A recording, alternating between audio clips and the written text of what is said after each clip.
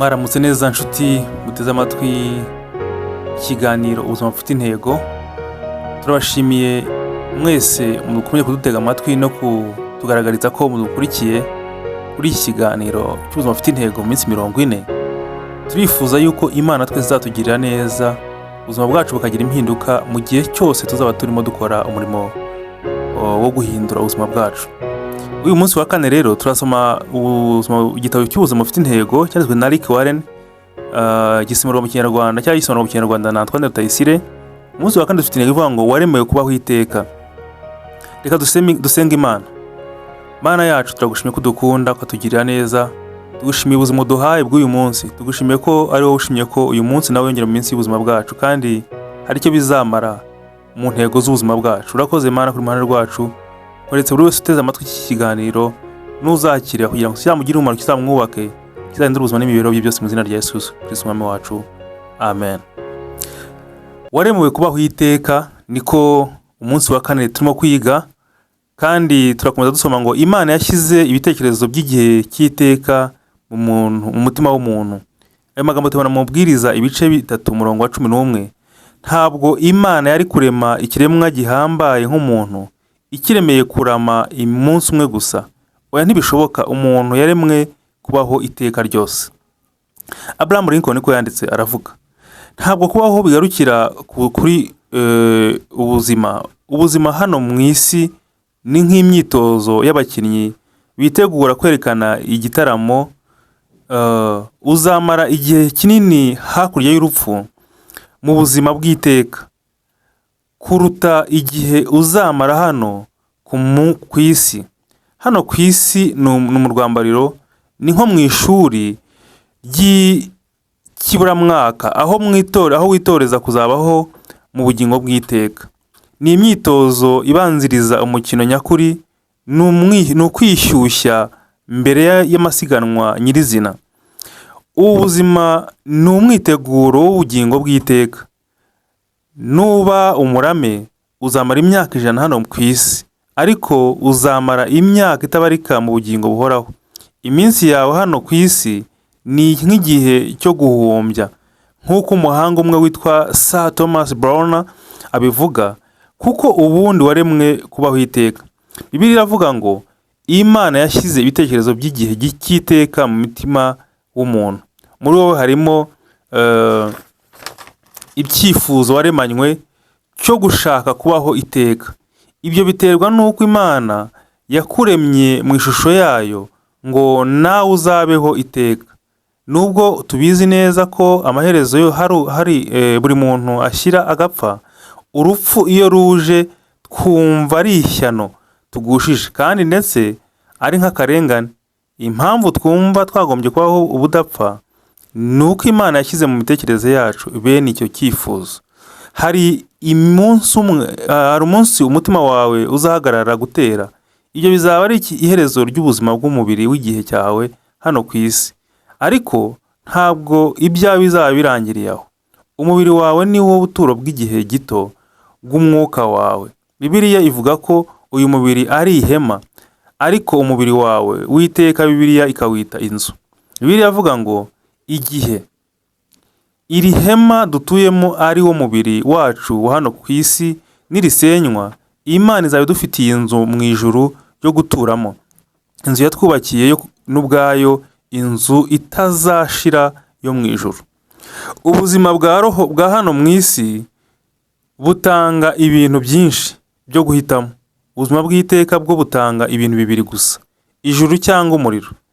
Uburyo ubana n'Imana hano ku isi nibwo buzaguhesha uko uzabana nayo mu bugingo buhoraho. Ni wiga gukunda no kwizera umwana w'Imana Yesu Kristo, uzaba wihesheje ubutumire bwo kuzabana nawe mu buzima bw'iteka. Ariko niwirengagiza urukundo rwe, imbabazi n'agakiza, uzamara ubuzima bw'iteka kure y'Imana. C.S. Lewis yaravuze ngo hariho ubwoko bubiri bw'abantu: ababwira Imana ngo byose bibe uko ushaka, nabo Imana ibwira ngo ubwo ari ukubyifuza ngaho byose bibe uko ushaka. Icyabaje nuko hari benshi bazabaho ubuzima bw'iteka badafite Imana, kuko bakiri hano mu isi bahisemo kuba badafite Imana. Icyo umaze gusobanukirwa, iyo umaze gusobanukirwa neza ko ubuzima burenze ibyo tubona hano mu isi, ukumva neza ko kubaho ku isi ariho kumwitegura ubuzima bw'iteka, nibwo uzatangira kubaho uburyo butandukanye nubwo umenyereye. Icyo gihe uzatangira kubaho utumbiriye ubuzima bw'iteka, kandi ubwo bizahinduka icyo gihe uzatangira kubaho utumbiriye ubuzima bw'iteka, kandi ubwo bizahindura ubwo buryo ubona imibanire yawe n'umuntu uwo ari we wese. Buri murimo ukora n'ibyo unyuramo byose uzajya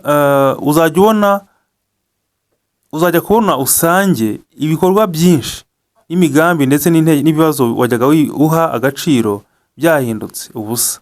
Nta gaciro ndetse bidakwiye no kugutesha umwanya. Uko ugenda urushaho kwegera Imana niko ibintu byose bihinduka bito cyane. Iyo ubaho utumbiriye ubuzima bw'iteka, ibyo uha agaciro nabyo birahinduka. Umutungo wawe n'igihe cyawe utangira kubikoresha mu buryo bufite ubwenge. Uha agaciro kanini imibanire yawe n'imico y'umutima kuruta kumenyekana cyangwa kurundanya ubutunzi.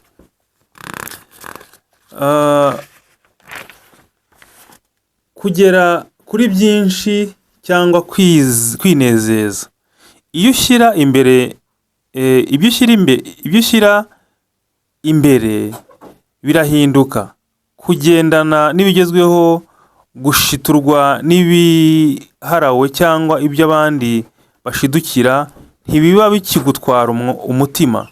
Pawulo yaravuze ngo ibyo najyaga mpa agaciro kanini ubu mbibara nk'ibiburamumaro kubera ibyo Kristo yankoreye. Niba igihe uzamara hano mu isi ari bwo buzima, nakugira inama yo kwihutira kuburya bigishoboka. Icyo gihe waba ufite uburenganzira bwo kwirengagiza imico myiza y'ubunyangamugayo, nta n'impamvu yaba iriho yo guhangayikishwa n'ingaruka z'ibyo ukora. Waba ufite umudendezo wo kwiberaho uri nyamwigendaho,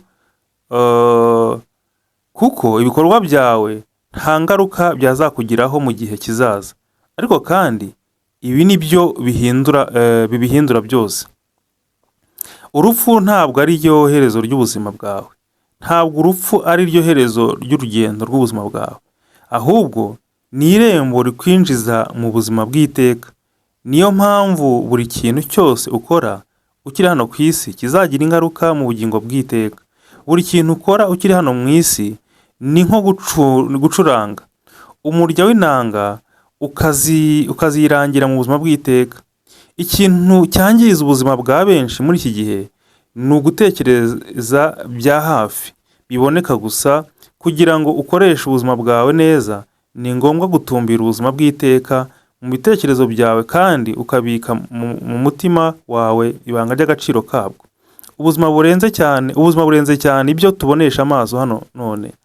Ibyo tubona none ni agace gato cyane. Igihe cy'iteka ni igice kinini gihishe tudashobora kubonesha amaso. Ese bizaba bimeze bite igihe tuzaba tugeze mu buzima bw'iteka turi hamwe n'Imana? Tuvugishije ukuri, ntabwo ubwenge bwacu bufite ubushobozi bwo gusingira ubwiza n'ubunini bw'ijuru. Ni nk'umuntu wagerageza gusobanurira urushishi uburyo internet ikora. Byaba ari uguta igihe. Nta magambo dufite ashobora kuvuga mu buryo busobanutse iby'ubuzima bw'iteka.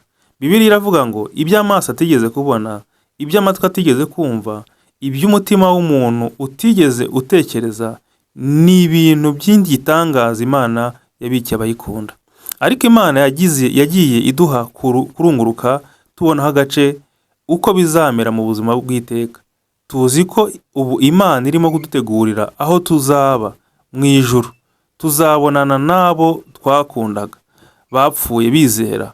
Tuzaba tutakibona imiruho n'imibabaro. Tuzahemberwa ubudahemuka twagendeyemo ku isi, kandi tuzahabwa gukorera Imana tubinezerewe. Ntabwo tuzaba turyamye ku bicu bidutembereza mu kirere ducuranga inanga imitwe yacu irabagirana, ahubwo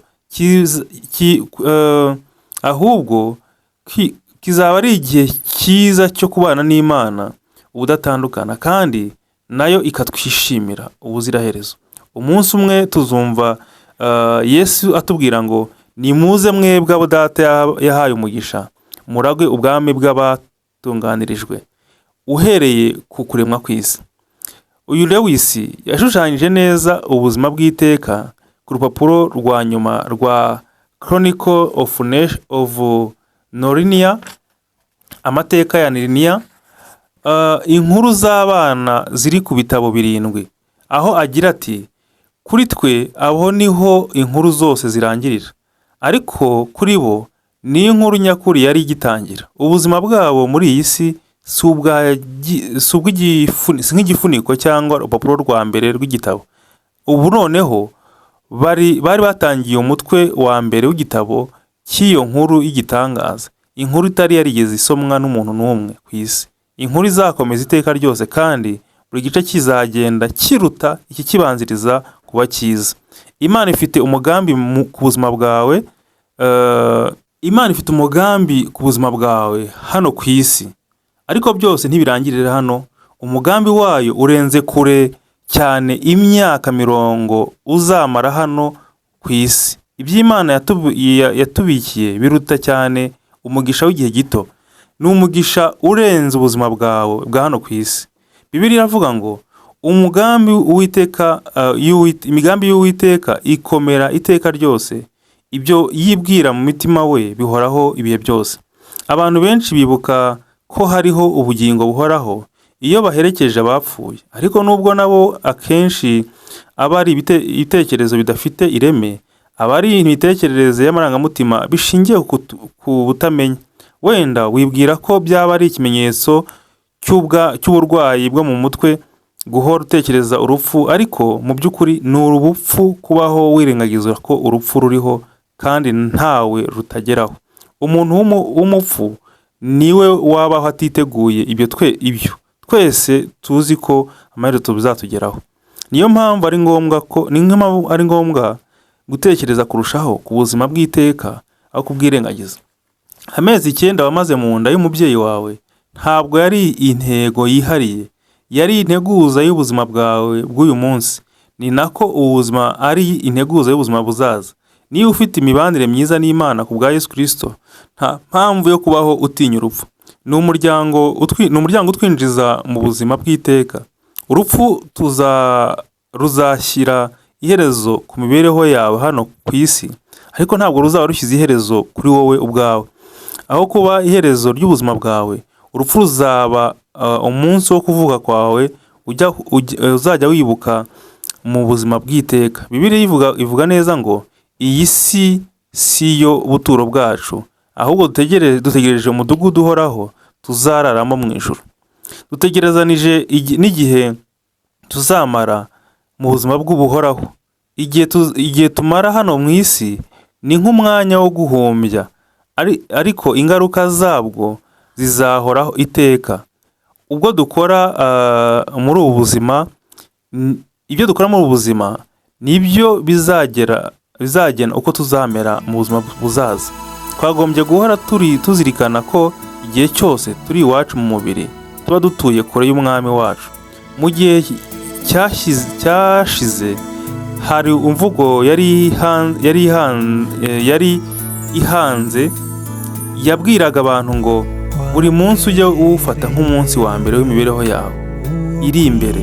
Ariko urebe neza, byaba ari byiza kurutaho ubayeho buri munsi nk'aho uwo munsi wawe wa nyuma ari wo munsi wawe wa nyuma ku isi. Matthew Henry yaravuze ngo umurimo w'ingenzi wa buri munsi wagombye kuba kwitegura umunsi wacu wa nyuma ku isi. Aya magambo yanditswe n'uwo mugabo aratugeza ku musozo w'icyigisho cy'umunsi wa 4, aho twibaza ngo mbese ubuzima bwacu burenze ibyo tubonesha amaso. Isi ishirana no kwifuza kwayo, ariko nukora ibyo Imana ishaka uzabaho iteka ryose.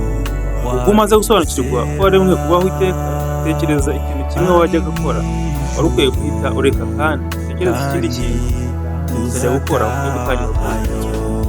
Mana, turagushimye ko uduhaye ubuzima bundi bushyashya, uduhaye kundi gukora no gutekereza gushya mu mibereho yacu ya buri munsi. Iyo tutashobora gukora byiza bidushoboze, kandi iyo twakoraga bitari byiza nabyo bidufasha no kugenda ineza yawe. Urakoze gutegura ubuzima bwacu bw'ahazaza. Turagushimye ko uyu munsi w'umugisha buri muntu wese, kandi icyoroshye no kugura ubuzima bwiza. kandi ijambo ryawe naryo rikomora imitima ikomeretse igahumurizwa.